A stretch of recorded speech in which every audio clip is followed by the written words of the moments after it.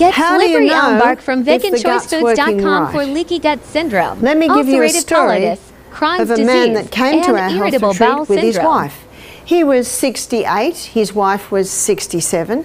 I said, what is your reason for coming to our retreat? He said, I'm here to accompany my wife. I said, right. I said, how many bowel movements do you average a day? Because I did a health assessment on him. He said 6. I said, oh, that's a lot. He said, yes, I've got irritable bowel. I said, oh, are you on medication? Yes. And he listed the anti-inflammatories and the cortisones.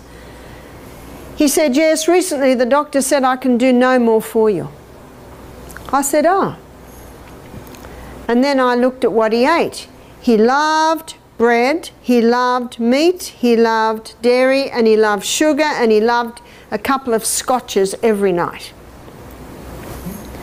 You see, when you're healing an irritated gut, this is what you've got to do. Number 1, stop all the irritants. What are the irritants? Wheat, dairy, in fact, all the things he was having. Refined sugar, alcohol. All of these foods are like kerosene to a fire to an irritated gut. And he was having lots of them. Number 2, probiotic. Probiotic is for life. And that cortisone that he was on, it can break down that gut flora. The very thing he was taking to supposedly heal him, it wasn't at all. All it does is stop the gut being inflamed.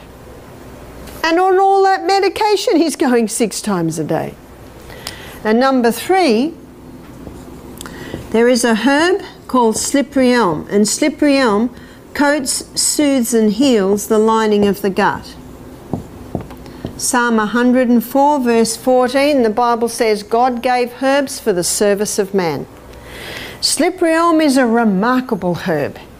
It not only gives form to the stool, it coats, soothes and lines the gut, and it contains a growth stimulant, so it can stimulate rapid healing in the lining of the gut.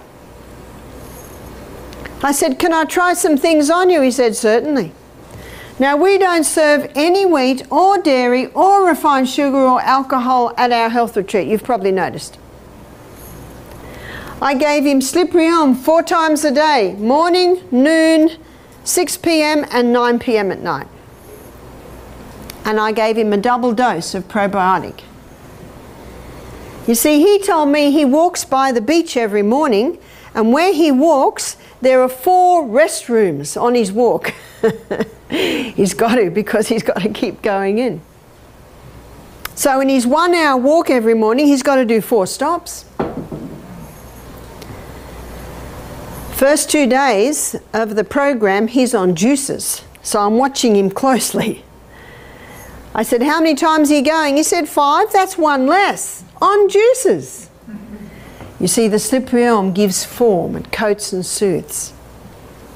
The second day, he was very happy. He said, I only had to stop 3 times on my morning walk this morning. And he's going 4 times. He's dropping 1 movement a day, fantastic. And it's becoming formed.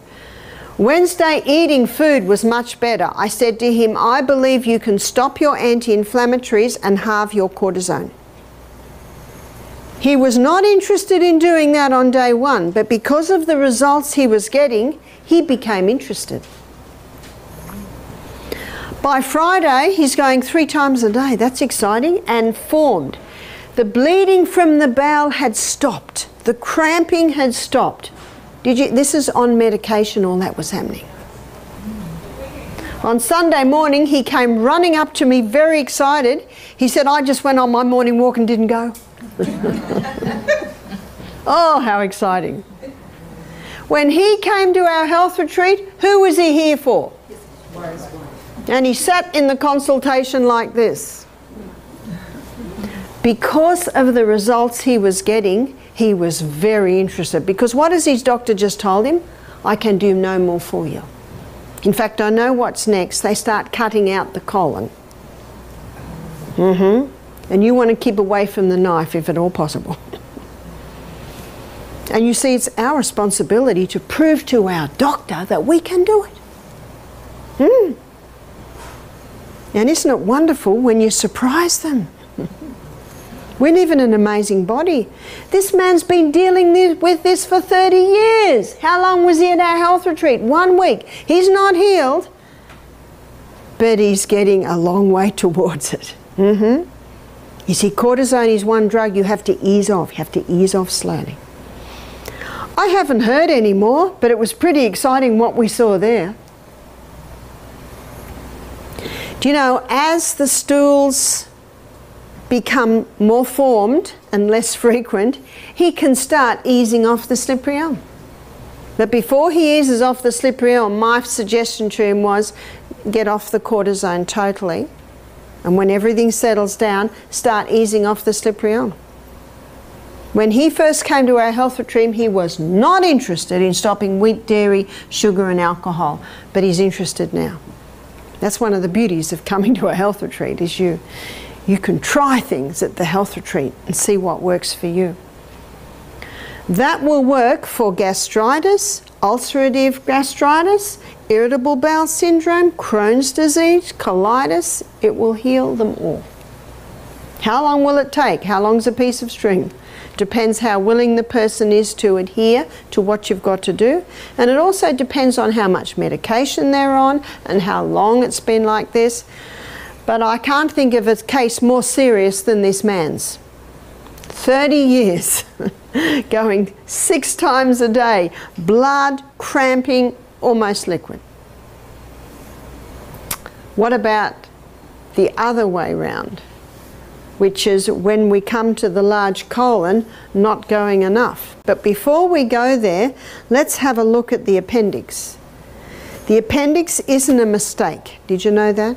The appendix is a very important organ. It has a nickname. It's called the colon's oil can, because what the appendix does, it lubricates the contents that come out so they can pass with ease through the colon. The appendix also releases antibacterial fluid. So if what's coming out of the small intestine is toxic, it can release fluid there to calm it down. Why would it come out of here toxic? Definitely it's always toxic on a meat diet. You see, dogs' digestive tract is about 1.5 meters long, and they're meat eaters. It's in and out quickly. Whereas human beings, it's about 8.5 meters long. So by the time it's getting down here, it's putrefying. See, this is a warm environment. You just put meat in a warm environment overnight, what's happening to it? It's going bad. Yes, there are enzymes in there that are breaking it down. Yes, that is happening, because lots of people eat meat and they're not dead. So if someone does want to eat meat, they really have to pack it out with a lot of vegetables to get it through without it poisoning them.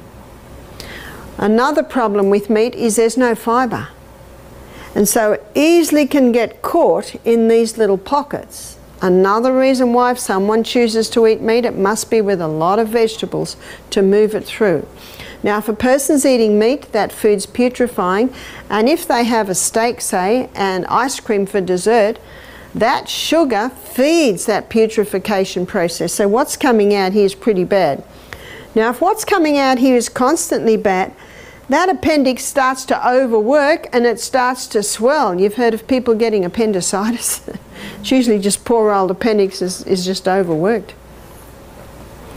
So what this colon needs, and we looked at that a little bit today, it needs fibre. Your vegetables are your highest fibre food. Vegetables are high in fibre, high in minerals, low in sugars. Whereas fruit is high in fibre, but it's high in sugars and low in minerals. So your healing foods are more your vegetable foods. One of the main functions of the colon is to take water out, so stools are formed. So it's very important to drink adequate water so your colon doesn't have to take too much water out to form the stools.